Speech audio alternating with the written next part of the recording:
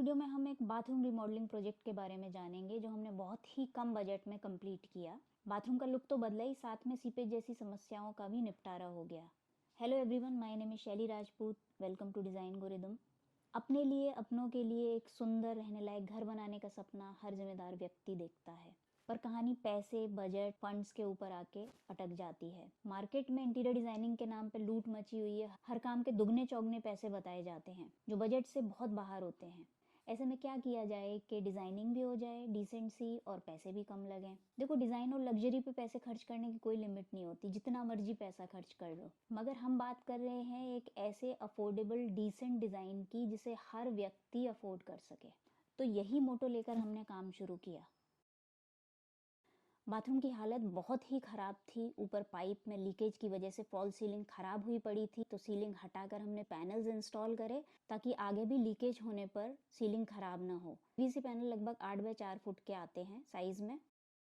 अभी फिक्सचर्स भी सारे पुराने हो गए हैं, टाइल्स भी बहुत पुराने पैटर्न की हैं। बाथरूम का साइज़ है 4 फुट 6 इंच बाय 7 फुट, जो कि बहुत छोटा है। वॉश बेसिन के पीछे की दीवार भी 4 इंच आगे को निकली हुई है, जो बिल्कुल बेमतलब है। यहाँ पर पहले एक सिंक इन काउंटर था। बाथरूम के बाहर की दीवारों पर भी सीलन आ रही थी, जिस वजह से ये ज़रूरी था कि सैनिटरी और वाटर पाइप्स नई लगाई जाएं और वॉल और फ्लोर की वाटरप्रूफिंग ठीक से की जाए टाइलिंग करने से पहले। सबसे पहले ठीक से नपाई हुई ताकि वॉल और फ्लोर पर लगने वाली टाइल्स की क्वांटिटी को ठीक से समझा जा सके। तोड़ाई का काम शुरू हो गया, फिक्सचर सारे निकाल दिए गए और वाटर कनेक्शन को स्टॉप कर दिया गया। फर्श की तोड़ाई ज़्यादा गहरी करवाई ताकि अंदर की जो पाइप्स हैं वो सारी चेंज हो सकें। स्लोप भी ठीक से बनाना था और वाटरप्रूफिंग भी करानी थी। लगभग इस काम में 3 दिन लग गए और मिस्त्री और लेबर पर डे पे 1000 रुपये और 600 रुपये में था। और जो मलबा निकला उसको फेंकने के लिए ट्रॉली अलग से बुलवाई थी, जिसके अलग से पैसे लगे थे।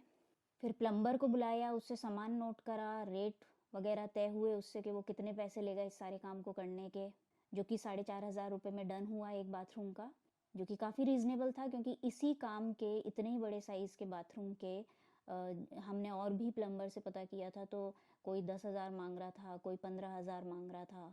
तो प्लम्बर ने आकर पुरानी पाइप बदल कर नई पाइप्स लगाई।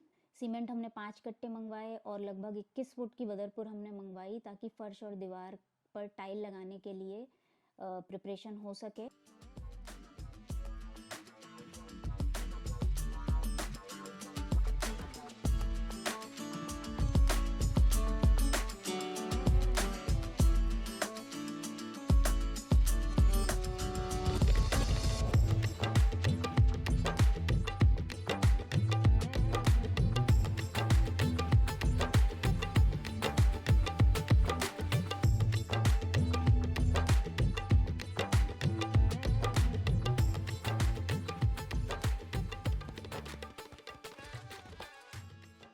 टाइल लगाने के लिए सीमेंट प्लास्टर का काम शुरू हुआ।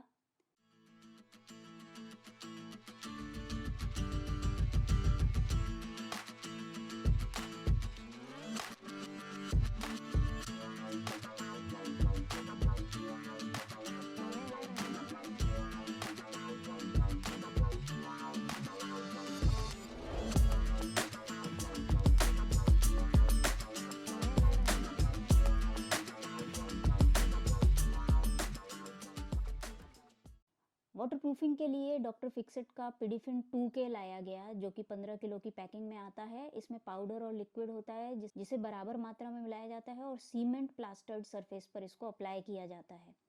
कम से कम 10 से 12 घंटे तक इसको सूखने दिया जाता है टाइल लगने से पहले।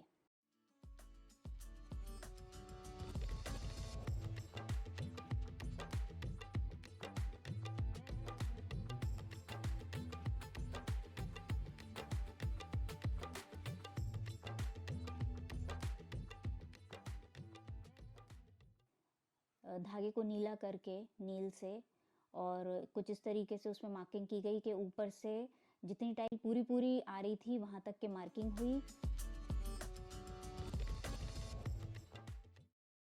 अब मार्केट से टाइल और फिक्सचर्स लाने का टाइम आ गया था।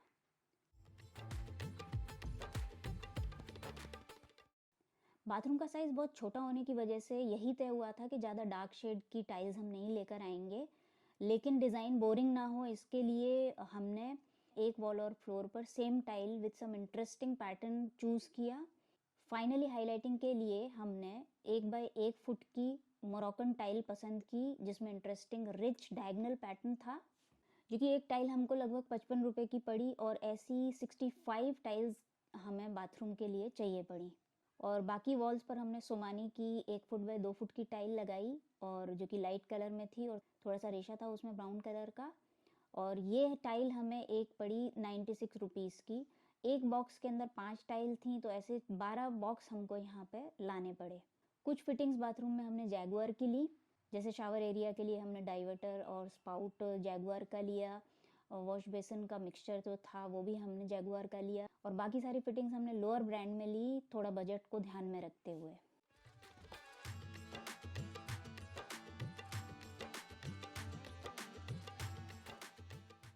WC और बेसिन हमको हैंडवेयर का पसंद आया था।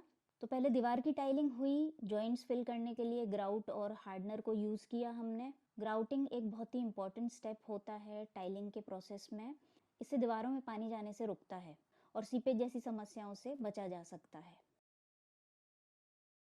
अब फ्लोर पर नाली की तरफ स्लोप या ढलान बनाने की बारी आई। ये बहुत इंपॉर्टेंट स्टेप होता है, बहुत ध्यान से करना होता है। अगर स्लोप ठीक से नहीं बनता तो पानी सीधे नाली या ट्रैप में न जाके इधर उधर इकट्ठा होता है, जिससे दीवारों में सीलन आने का खतरा बढ़ जाता है। टाइल्स पर बने पैटर्न को ध्यान में रखते हुए फर्श की टाइल भी लगाई गई और प्लम्बर ने फिक्सचर्स भी लगा दिए।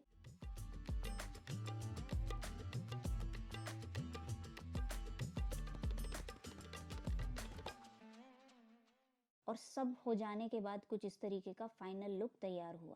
इस पूरे काम में लगभग 58,000 का खर्चा आया, सब कुछ जोड़कर। अगर फिक्सचर्स और फिटिंग्स को हम थोड़ा और लोअर बजट में लेकर आते तो शायद 7-8 हज़ार रुपये हमारे यहाँ पे कम लगते, लेकिन कुछ चीज़ों में कॉम्प्रोमाइज़ करने का मन नहीं किया। जैसा मिनिमलिस्टिक लुक हमें चाहिए था वो हमें मिल गया। खुद की रिसर्च यहाँ पे बहुत काम आई और तभी हम पैसे भी बचा पाए।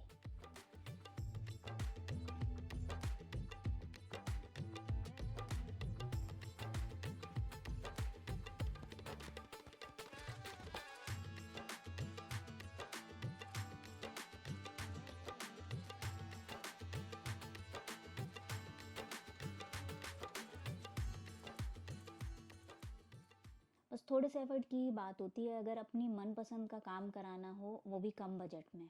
आपकी क्या राय है इस बाथरूम की रिमॉडलिंग के बारे में? मुझे आपके कमेंट का इंतज़ार रहेगा। अगर ये वीडियो आपको पसंद आया तो आप लाइक का बटन प्रेस कर सकते हो और चैनल को सब्सक्राइब कर सकते हो। ऐसे बहुत सारे इंटीरियर डिज़ाइन प्रोजेक्ट्स मेरे चैनल पे आपको देखने को मिल जाएंगे। Keep watching Designgorithm. Bye bye.